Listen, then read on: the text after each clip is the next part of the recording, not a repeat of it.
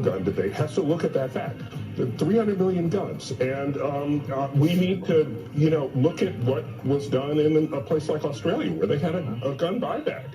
Gun buyback that forced law-abiding citizens to surrender their firearms in a nationwide roundup and meltdown of old semi-automatic firearms and pump-action rifles and shotguns. 640,000 ordinary conventional firearms confiscated and destroyed. It was an absolute joke and a tragedy. I actually turned in 3 firearms, and it broke my heart. Well, it was 40 years of collecting, and I can't say it any other way than that. I felt sick. I had to hand them in because if I didn't, I was going to jail. There's no ifs or buts about that. By taking that gun away from me, they've stolen something from me. A right stolen by their government, promising safety in return for its gun bans. But now citizens know the frightening truth. The cost of lost liberty can be measured in the loss of life. It's become very, very obvious, even to blind Freddie, that the expenditure of $500 million has done absolutely nothing to reduce crime. It certainly didn't do what the government touted it would do, which was to reduce crime.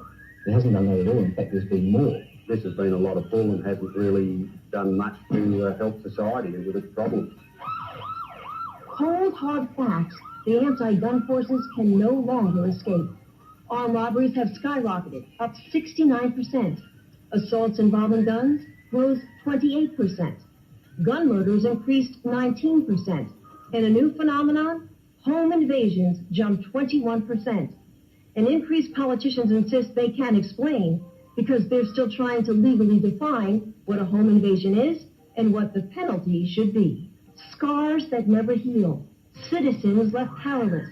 But it's criminals who have been empowered and emboldened by the new gun laws because the innocent can't fight back.